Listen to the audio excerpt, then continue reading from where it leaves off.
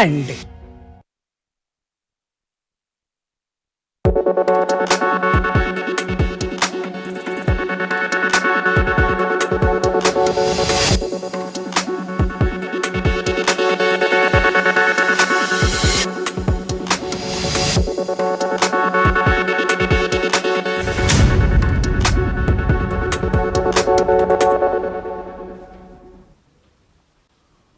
नमस्कार, आप देख रहे हैं जनटी में प्रीति शर्मा आपके साथ। खबरों को विस्तार से भी जानेंगे, लेकिन शुरुआत करते हैं हेडलाइंस के साथ।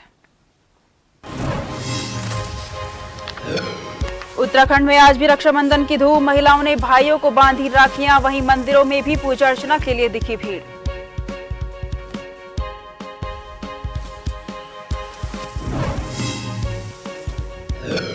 मुख्यमंत्री पुष्कर सिंह धामी का चंपावत दौरा। मां बाराही धाम देवी धुरा पहुंचे धामी। ऐतिहासिक बकवाल मेले में की शिरकत।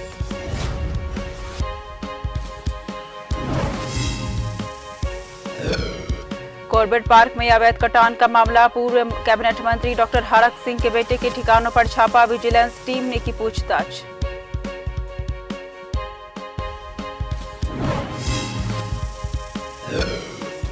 एक महीने से भूस्खलन की जद में जोशीमठ का पगनो गांव। दर्जनों परिवार बेघर। बीजेपी के प्रदेश अध्यक्ष ने लिया जायजा। पीड़ित परिवारों से जाना हालचाल।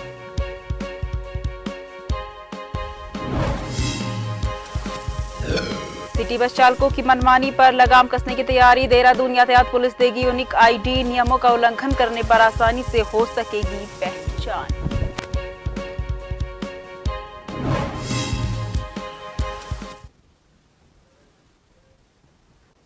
रुक करते हैं खबरों की ओर।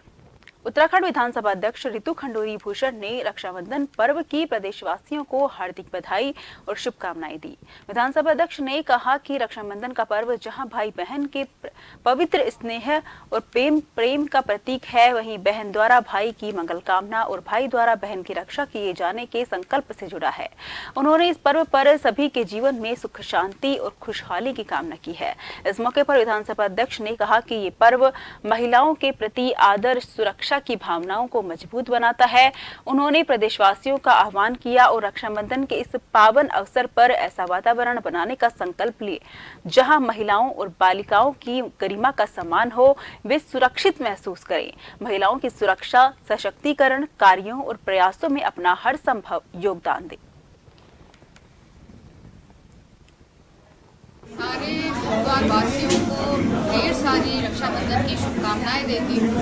आज आप देख रहे हैं बहनों के साथ लोग और अपने भाइयों के साथ यहाँ रक्षा सूत्र का पवित्र त्योहार मना रहे हैं। भाई और बहनों में ये एक बहुत ही पवित्र बंधन है, जिसको हम बड़े हर्षोल्लास से आज कोटद्वार में मना रहे हैं। सभी बहनों का और हमारे आपस में भी हमने एक दूसरे को राखी बांधी है। ये एक प्रतीक है प्यार का, स्नेह। जहां आज ही के दिन जहां पूरे देश में भाई बहन का त्योहार रक्षाबंधन बड़े ही धूमधाम से मनाया जा रहा है, और ऐसे में बंसी नारायण जी के धाम में भी रक्षाबंधन का पवित्र त्योहार बड़े ही धूमधाम से मनाया जा रहा है। बता दें कि भगवान बंसी नारायण जी के धाम में हर साल कालकोट गांव की महिलाएं और कुंवारी कन्याएं खासकर रक्षाबंधन के शुभ अवसर पर पहुंचती हैं और भगवान विष्णु को रक्षाबंधन का सूत्र बांधती हैं, जो परंपरा सदियों से चली आ रही है। बता दें कि भगवान बंसी नारायण जी का धाम समुद्री फीट की ऊंचाई पर समुद्री तट तल से तकरीबन 12,000 फीट की ऊंचाई पर मौजूद है और भगवान बंसी नारायण जी का धाम कालकोट गांव के अंतर्गत आता है और भगवान बंसी नारायण जी का धाम मात्र 6 महीने के लिए ही खुला रहता है। भगवान बंसी नारायण जी के धाम में खासकर रक्षाबंधन के शुभ अवसर पर विशेष पूजा का आयोजन किया जाता है।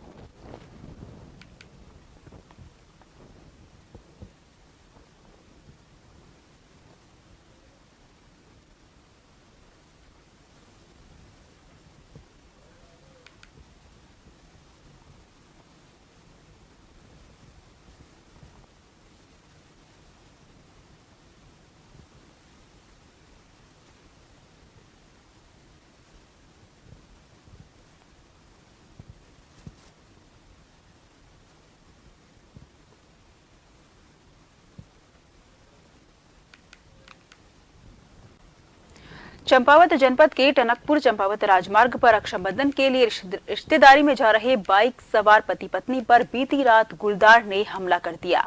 हमले में पति घायल हुआ था, जिसके बाद 108 एम्बुलेंस की सहायता से उपचार के लिए उप जिला अस्पताल टनकपुर लाया गया। वहीं इस घटना के कुछ देर बाद ही गुलदार ने स्कूटी सवार एक और युवक पर भी हमला कर दिया।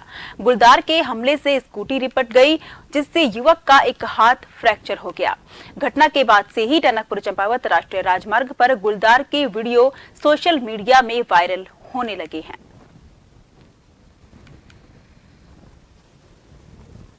मुरारीलाल शर्मा नामक व्यक्ति जो कि टनकपुर से सुबीडांग की ओर जा रहे थे को 8वें मील के पास गुलदार ने घायल कर दिया गया। सूचना मिलने पर वन विभाग की टीम मौके पर पहुंची और गुलदार को झाड़ियों में भागते हुए भी देखा गया है। और कल जो है घटना स्थल के आसपास कैमरे लगाए जाएंगे, साथ ही गश्ती दल को क्षेत्र में जो है गश्त करने को निर्देशित कर दिया गया है। और आगे की जो कार्रवाई होगी वो पिंजरे वगैरह लगाने की जो भी कार्रवाई होगी वो परमिशन के बाद लगा दिया जाएगा।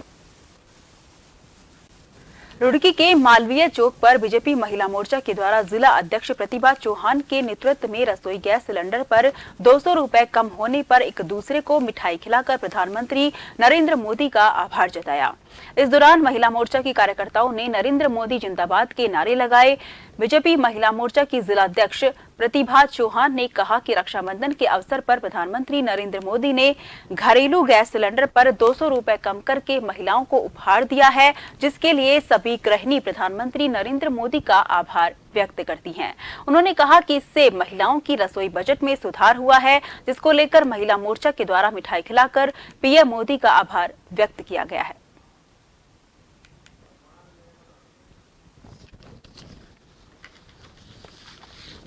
मोदी जी द्वारा जो महिलाओं को भेंट दिया गया, उपहार दिया गया है कि भाई सिलेंडर को 200 रुपये सस्ता कर दिया गया है। आज सभी जो महिलाएं हैं, हम लोग महिला मोर्चा की गृहिणियाँ भी हैं, तो सभी के किचन में जो बजट में जो सुधार आया है उसके लिए सभी लोग बहने यहाँ धन्यवाद करते हैं। मनाने के लिए नहीं बस छूट दी गई है, तो सभी बहनों के लिए जो मौका है, तो इसीलिए बस सभी चीज़ों के लिए हम मोदी जी का धन्यवाद करते हैं। आज हम सभी बहनों को एक बहुत अच्छा उपहार मिला है भाई नरेंद्र दामोदर मोदी जी की तरफ से, जो एक रक्षाबंधन के पावन पर्व पर उन्होंने हमें 200 रुपये का जो सिलेंडर में हमें छूट दी है, उसकी खुशी मनाते हुए हमने आज सभी बहनों का मुंह मीठा कराया है और मोदी जी का बहुत बहुत धन्यवाद करते हैं। वो इसी तरह से बजट में हमारे लिए सुख सुविधाएं करते हैं। वहीं रुड़की के काशीपुर चौक के पास सम्मान समारोह का आयोजन किया गया। बता दें कि काशीपुर चौक के पास स्थित कांग्रेस ओबीसी विभाग के प्रदेश कार्यालय पर कांग्रेस ओबीसी विभाग और कांग्रेस सेवा दल के पदाधिकारियों के द्वारा संयुक्त रूप से असंगठित कामगार कांग्रेस के नवनियुक्त प्रदेश उपाध्यक्ष मेलाराम प्रजापति के सम्मान समारोह कार्यक्रम का आयोजन किया गया। कार्यक्रम के दौरान समस्त कार्यकर्ताओं ने कांग्रेस ओबीसी विभाग के प्रदेश कोऑर्डिनेटर रणबीर नागर के नेतृत्व में नवनियुक्त प्रदेश उपाध्यक्ष मेलाराम प्रजापति का फूल मालाओं से स्वागत किया।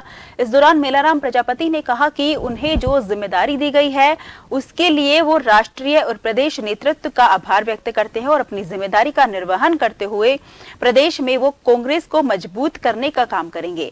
उन्होंने कहा कि वो कांग्रेस के सच्चे सिपाही हैं और आज तक कांग्रेस के अलावा किसी अन्य पार्टी के लिए काम नहीं किया है।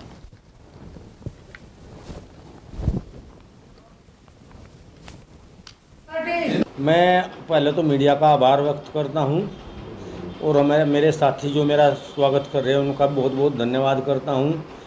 हमारे राष्ट्रीय अध्यक्ष जो उदित राज जी हैं, उन्होंने ये जिम्मेदारी दी है। हमारे राष्ट्रीय प्रदेश अध्यक्ष हैं सुशील लाठी जी, मैं उनका बहुत बहुत आभार व्यक्त करता हूं।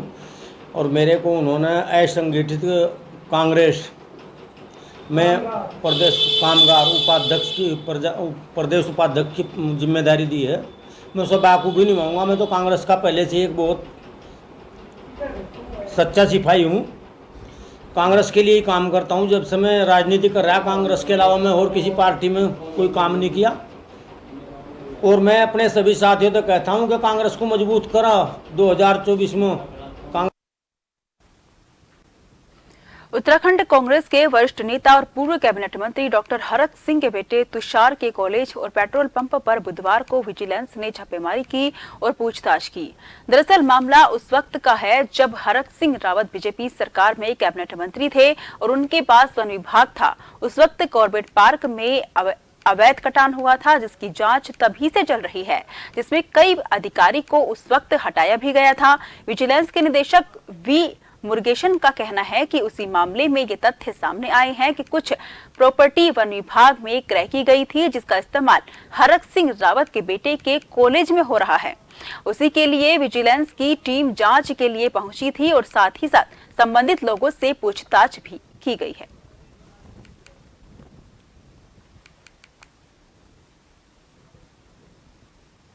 जो पुराने एक डीएफए का केस है कॉबर नेशनल पार्क का जो अवैध कटान से रिलेटेड, उस केस पे इन्वेस्टिगेशन आगे बढ़ते हुए हमें ये सूचना इन्फॉर्मेशन आई थी कि कुछ प्रॉपर्टी सरकारी उस पे पैसे से खरीदी गई, वो कहीं प्राइवेट प्लेसेस में है। उस प्राइवेट प्लेसेस को हमने पता करा है, वहाँ पे हमारी विजिलेंस टीम जांच कर रही है, सर्च कर रही है।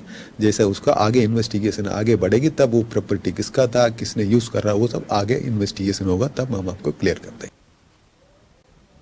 खबरों का सिलसिला जारी रहेगा, फिलहाल लेते हैं छोटा सा ब्रेक।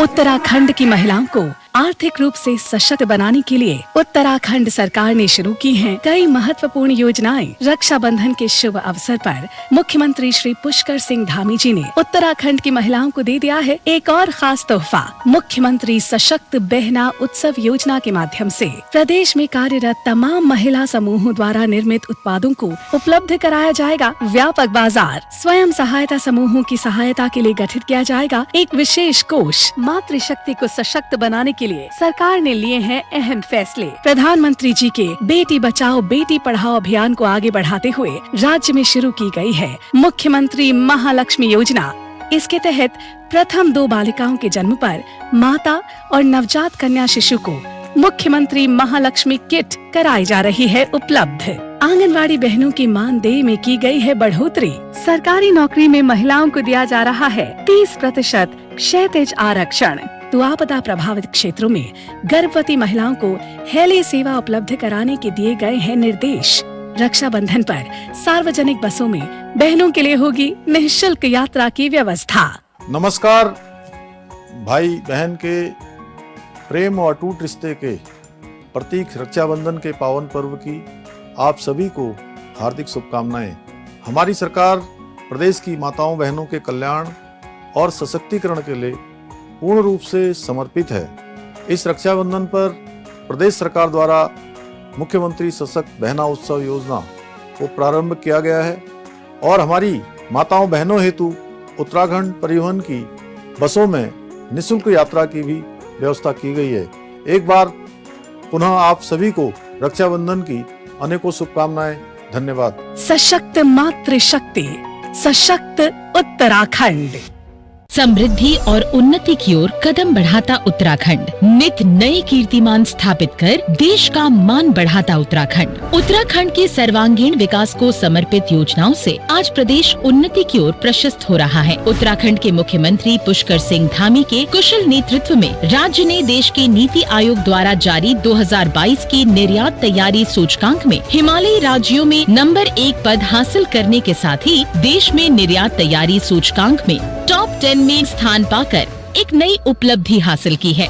उत्तराखंड सरकार के प्रयासों का ही प्रतिफल है कि आज राज्य में उद्योगों और निर्यात को बढ़ावा देने में यहाँ की वर्ल्ड क्लास इंफ्रास्ट्रक्चर अहम भूमिका निभा रहे हैं। बिजनेस इकोसिस्टम पर फोकस कर बन रहे औद्योगिक पार्क आज मील का पत्थर साबित हो रहे हैं। आज राज्य में विश्व स्तरीय एकीकृत औद्योगिक एस्टेट के विकास के साथ राज्य में सरल निर्यात नीति के साथ ही लॉजिस्टिक नीति लागू कर उसका प्रभावी क्रियान्वयन किया जा रहा है। उत्तराखंड में आज फार्मा, ऑटोमोबाइल, डेयरी उत्पाद, कृषि और बागवानी, स्वास्थ्य एवं आयुष, पर्यटन, खाद्य पदार्थ, हथकरघा और हस्तशिल्प के साथ कई उत्पादों का प्रमुख रूप से निर्यात किया जा रहा है। उद्योगों को आगे बढ़ाने में निर्यात में एक जिला दो उत्पाद यानी ODTP को शामिल कर उत्तराखंड के जिले भी आर्थिक उड़ान भर रहे हैं। देश दुनिया से राज्य तक इजी कनेक्टिविटी आज निर्यात को नए आयाम प्रदान कर रही है। यहाँ की सड़कों, हाईवे, ट्रेन और एयरलाइंस का लगातार विस्तार हो रहा है, जिसमें राज्य के देहरादून और पंतनगर हवाई अड्डे का प्रस्तावित इंटरनेशनल एयरपोर्ट निर्माण, जहाँ राज्य में निर्यात को देगा ग्लोबल पहचान। वहीं नेशनल इंडस्ट्रियल कॉरिडोर डेवलपमेंट के साथ जुड़ने से उत्तराखंड के उद्योग निर्यात को मिलेगी एक नई उड़ान। औद्योगिक नवनिर्माण से सशक्त समृद्ध बन मिली राज्य को नई पहचान। देश के निर्यात तैयारी सूचकांक में नंबर 1 बन उत्तराखंड को मिला सम्मान।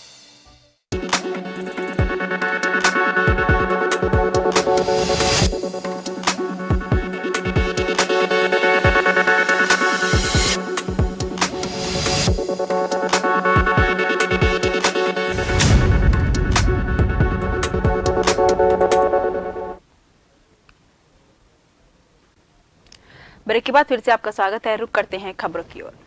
देहरादून में विक्रम मैजिक और सिटी बस चालकों की मनमानी पर लगाम कसने के लिए यातायात पुलिस अब उन्हें यूनिक आईडी देने वाली है। इससे यातायात नियमों का उल्लंघन करने पर चालक की आसानी से पहचान हो सकेगी।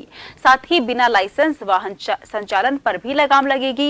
यूनिक आईडी बनाने के लिए वाहन यूनियनों को चालकों की जानकारी यातायात पुलिस कार्यालय में जमा करने को कहा गया है और यातायात पुलिस द्वारा 1 सितंबर से इस व्यवस्था को लागू करने की तैयारी कर रहा है। इसके बाद कोई भी चालक बिना यूनिक आईडी के विक्रम सिटी बस और मैजिक नहीं चला पाएगा।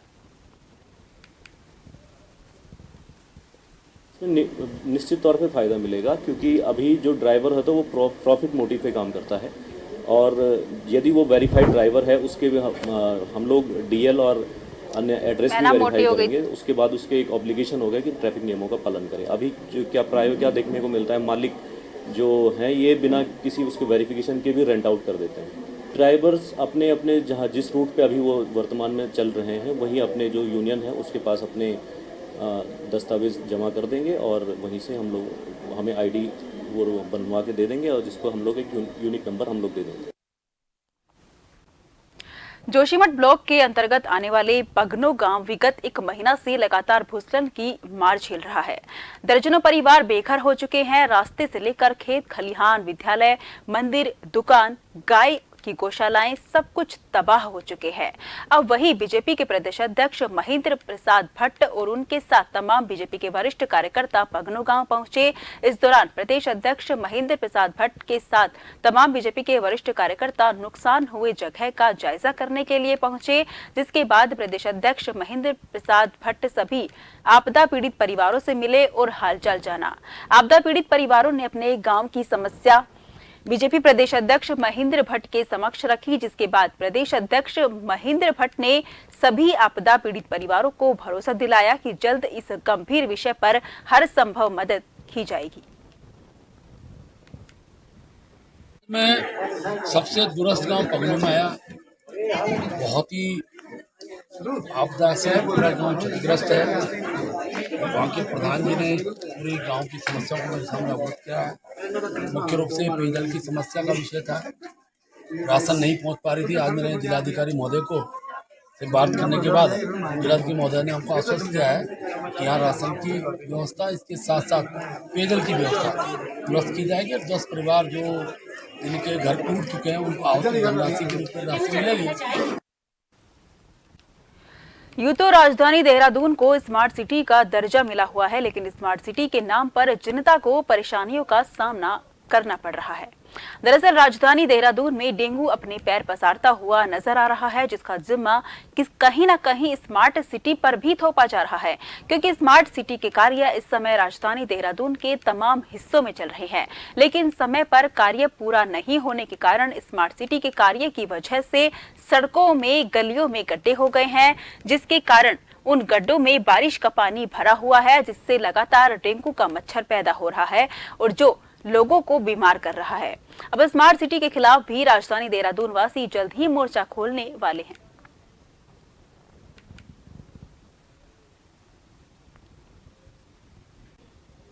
उत्तराखंड किसान मोर्चे के बैनर तले 4 सितंबर को किसान रुड़की में अपनी मांगों को लेकर एक विशाल धरना प्रदर्शन करने जा रहे हैं, जिसको लेकर किसान गांव में किसानों से संपर्क करने में जुटे हुए हैं। बता दें कि 24 अगस्त को भी किसानों ने एक महापंचायत का आयोजन किया था। किसानों का आरोप है कि पिछले दिनों बारिश से किसानों को भारी नुकसान हुआ है, लेकिन सरकार मुआवजे के नाम पर किसानों के साथ छलावा कर रही है। किसानों ने सत्ता और विपक्ष के दोनों जनप्रतिनिधियों पर आरोप लगाते हुए कहा कि आज तक किसी ने भी किसानों की समस्याओं को गंभीरता से नहीं लिया है। किसानों ने चेतावनी देते हुए कहा है कि समय रहते हुए किसानों की समस्याओं का कोई हल नहीं आया तो आने वाले 2024 लोकसभा चुनाव में इसका खामियाजा जनप्रतिनिधियों और पार्टियों को भुगतना पड़ सकता है। 4 सितंबर को उत्तराखंड किसान मोर्चे का एक बहुत विशाल धरना प्रदर्शन रुड़की में होने के लिए जा रहा है। उसमें जो हमारा मुख्य मुद्दा, आज बाढ़ के कारण हरिद्वार में बहुत बुरे हालात हैं और किसानों की फसलें पूर्ण रूप से बर्बाद हो चुकी। कई ब्लॉकों में, और जिन ब्लॉकों में बची भी तो उसमें भी 40-50% का नुकसान है। तो उसका केवल सरकार 1100 रुपये बीघा का मुआवजा दे रही, जो बहुत कम है। हमारी सरकार से मांग है कि किसान को 10,000 रुपये प्रति बीघा का मुआवजा दिया जाए। विधानसभा में, देहरादून या सड़कों पर आकर विपक्ष को उठानी चाहिए। हमारा जो विपक्ष है उत्तराखंड में, जो कांग्रेस पार्टी है, वो विपक्ष भी नाकाम, किसानों की समस्या हल कराने में नाकाम साबित हो रहा है। और जो सत्ता पक्ष के नेता, विधायक, MP हैं, ये अपना माल्यार्पण और स्वागत तक ही टिके हुए हैं, जबकि उन्हें ये पता है कि इस जनपद हरिद्वार किसान बाहुल्य जिला है, 2024 आ रहा है। अगर ये इसी तरीके से माल्यार्पण और स्वागत में रहे और इन्होंने किसानों की समस्याओं की अनदेखी करी तो यही किसान इन्हें 2024 में भी सबक सिखाने के लिए तैयार है। एक नजर हेडलाइन पर। उत्तराखंड में आज भी रक्षाबंधन की धूम। महिलाओं ने भाइयों को बांधी राखियां, वहीं मंदिरों में भी पूजा अर्चना के लिए दिखी भीड़।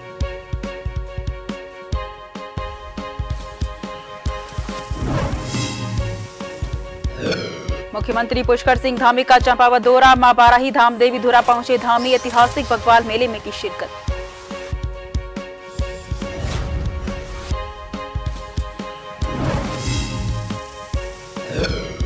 कॉर्बेट पार्क में अवैध कटान का मामला। पूर्व कैबिनेट मंत्री डॉक्टर हरक सिंह के बेटे के ठिकानों पर छापा। विजिलेंस टीम ने की पूछताछ।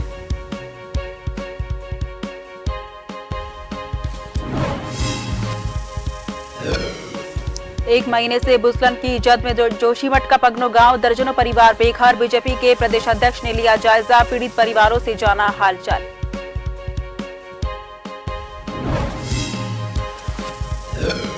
सिटी बस चालकों की मनमानी पर लगाम कसने की तैयारी। देहरादून यातायात पुलिस देगी यूनिक ID। नियमों का उल्लंघन करने पर आसानी से हो सकेगी पहचान।